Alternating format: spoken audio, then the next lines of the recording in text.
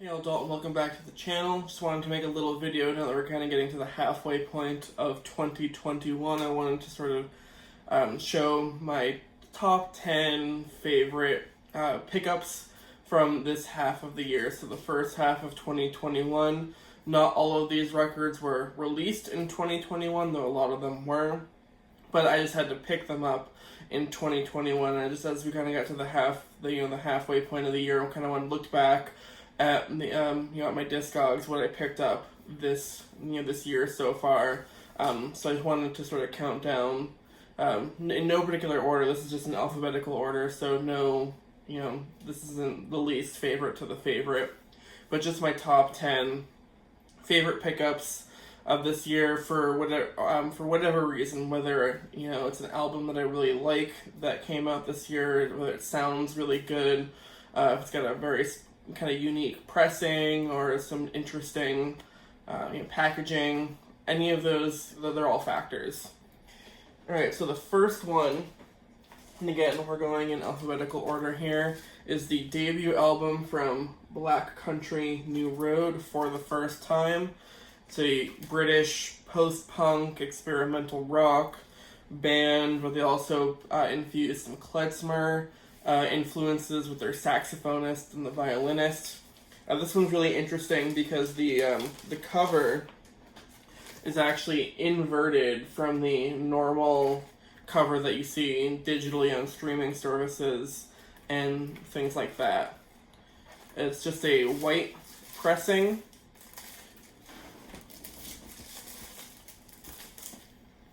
So, sort of the exclusive white pressing they ordered on Rough Trade, or I think it might have been from the band directly. Came in from the UK. It sounds pretty good. Not the greatest sounding record, but it sounds pretty good. It's my second favorite album of the year so far, and will probably stay in that position. I don't see a lot of other things topping it. And then number 2 is my favorite year of the record so far. This is Black Midi's Cavalcade. And this is just their 180 gram pressing from Rough Trade. I do have the picture disc as well. It actually sounds pretty good for a picture disc, but I went with their normal pressing, nice gatefold. You got lyrics in the middle of the gatefold, and the vinyl. One of the cool things about the vinyl copy, and I think just all physical copies of this, I think the CDs have this as well, as there's a little synth intro that if you listen to the live stream of this album when it came out, was before the first track, John L or John 50, was included. So that's on the vinyl release. And this is just on a black 180 gram vinyl. So nice pressing. I've heard a lot of people on Discogs complain about the pressing quality. Just a black 180 gram vinyl. I think it sounds really good. Maybe I just got a good copy. And it came with a nice poly-lined sleeve, which is always great because I don't have to use a poly-lined sleeve of my own. And then another reason why this is included is, so I pre-ordered this from Rough Trade's website, so I got the King Crimson cover flexi disc. This is their cover of 21st Century Schizoid Man. It is insane. It is just off the walls. They stayed pretty true to the original, which not all of their covers that were on these flexi discs were. But if you just listen to it, get to the second verse, the vocals, if you've heard it, you know what I'm talking about. It's just off the walls, insane. They're just incredible. So, easily my number 1 album of the year. I don't see anything topping this. I did give it a 10 out of 10. Perfect 100. I will link my album of the year.org and rateyourmusic.com profiles in the description so that you can read the reviews of some of these albums for yourself. Alright, and then number 3, you got another record that came out this year. This is also, I think, in my top 5 right now, maybe in number 4. This is the collaboration between Floating Points Pharoah Sanders and the London Symphony Orchestra, Promises. This is a gorgeous composition by Floating Points. It's a 9-movement piece that just spans the whole LP. You got Pharoah Sanders sort of improvising over it. You got the London Symphony Orchestra adding in some really luscious string passages. It's on this really cool gatefold where it's kind of die cut on the front. And it's just on 180 gram vinyl. Came in a nice polyline sleeve. Nothing too crazy about that, but it sounds beautiful. It's one of the best sounding records in my collection, probably. Just one of the best sounding records of the year. If you need I would recommend just take an hour. It's a 45-minute record, but take the 45 minutes to an hour. Just sit down, very quiet environment, put some headphones on, and just listen to this album. It is just mind-blowingly good. Alright, and then number 4 is an album that did not come out this year. It came out last year. This is Polysom by it's Karen Urs. I don't know if that's the right pronunciation. They're I believe a Finnish sort of shoegaze, psychedelic band, progressive shoegaze, really, really good stuff. It's on it's just on black vinyl. Also came in these polyline sleeves.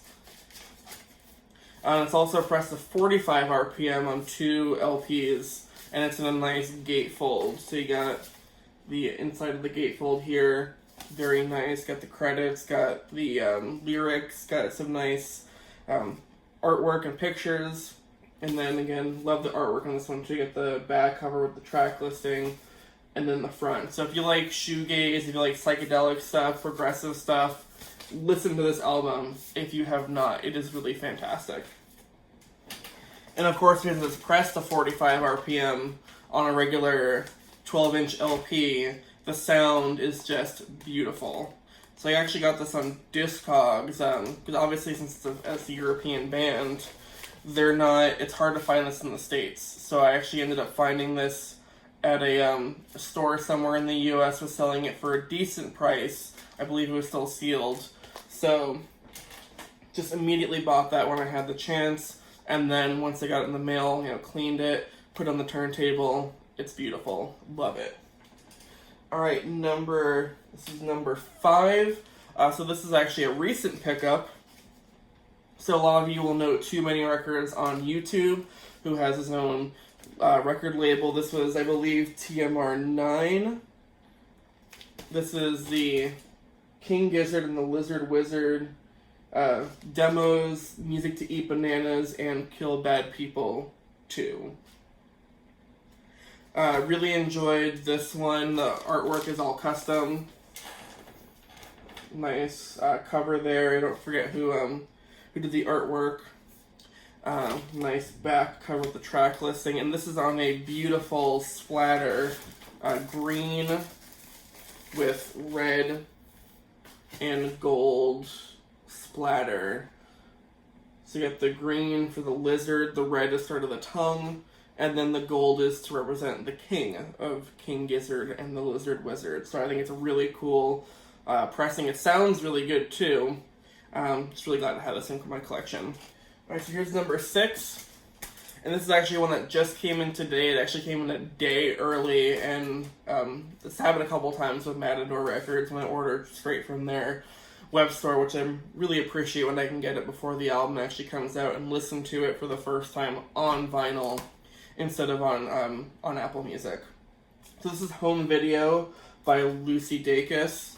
I've been a fan of her work for a little while and I really enjoy Historian, and I've really enjoyed all the singles up to this point. And the album's really good too. I still need to listen to it a few more times to really digest it, but a lot of the songs, the singles are still really great. It's a nice, do love the artwork on this. You get the little sort of home video aesthetic with the back, and you get the track list, and then the gatefold artwork with all the lyrics is really really beautiful. And this is the Matador's exclusive their web store exclusive. It's what they call Summer Sky. It's on this gorgeous blue and pink kind of swirl. My copy seems to have a little imperfection right there at the top. I don't know if you can see it, but I've already spun it once. I put it through a spin clean. Didn't know if it was there before or after, but it sounds fine still, so I don't think that's really impacting it. But Matador has their web store exclusives have really kind of come through. That sounds really beautiful, even if it's not the best sounding out of their stuff, but it still sounds pretty good. The record's great, and it looks just fantastic. All right, speaking of Matador Records web store exclusives, and my next one's also from their web store. This is Mdou Mokhtar Afrique Victime. If you saw my mystery box unboxing from last year, you'll have noticed that his last record, his 2019 record, or Illina the Creator, was in there. And I have to thank Todd from Rainbow Records for putting me onto this artist, because he is really just incredible guitar work. Saharan desert blues, whatever you want to call it. Sort of an electric Tuareg music. It's really fantastic. Another gatefold. We got a nice little picture of the band sort of eating out. Really enjoy that. And then just simple back cover with the track listing. And then came on this beautiful sort of tricolor Niger flag variant. So the Niger flag, if you've seen it, it's orange, white, green with an orange dot in the middle. So we got the orange label to sort of signify the flag, and it sounds killer. Great record, in my top 10 of this year so far. If you haven't listened to this and you like guitar-driven music, check this out. You will like it. Alright, so now we've got number 8, one that was definitely, highly anticipated by a lot of collectors, myself included. It is the reissue of MBV. It was probably the first time it's on vinyl, but the reissue of My Bloody Valentine's stuff. Still don't have Loveless. It seems like all the UK stores kind of snatched that up, so those are going for $60+ on Discogs now. So I think that's supposed to drop again in October, so I'll try and grab a copy of Loveless then. This really nice deluxe edition of MBV. Gatefold, of course, some beautiful artwork on the inside, and this also came with some, I believe, yeah. So it came with these nice little sort of art prints. I just still have them in the bag. I think there's maybe 4 or 5 in there. But a nice little extra. And then, of course, it came on a nice poly-lined inner sleeve that actually matches the cover. Just a black 180-gram vinyl pressing. Sounds awesome. Big My Bloody Valentine fan, so definitely had to run over to the record store as soon as it came out to add it to my collection. Alright, number 9, getting to the end. So this one, I don't know how I keep getting lucky with grabbing these Turntable Lab exclusive variants before the box picked them up. I think this is even the second time it dropped, which happened with Beach House's Bloom, where I picked it up sort of the second round and got it before it sold out the next time. So this is RTJ2. Love RTJ, kind of took a while to get into them, but I loved, RTJ4 last year, and I got into some of the earlier stuff as well, and I think, RTJ2, also fantastic, this nice little Obi strip. Beautiful gatefold, some nice artwork with credits. Track list in the back, and this was on a sort of translucent blue and red. So we got the blue disc 1. That looks fantastic. And then we've got the red. So this nice little translucent red. I think the blue might have some swirl in there. This one has a little bit of swirl as well. Looks fantastic. Sounds fantastic. Killer Mike LP. Awesome as always. So really glad that I picked that up and was able to snatch that before the box got it, because these a lot of these Turntable Lab exclusives have been get pretty sought out after on Discogs. I have 4 in my collection right now, so I've been pretty lucky to snag those up and not have to pay obscene aftermarket prices. All right, last one, number 10.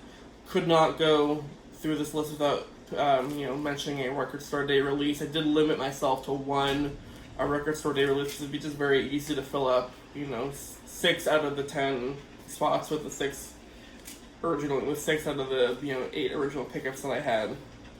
But I just limited myself to one, and that was going to be Tune-Yards Who Kill.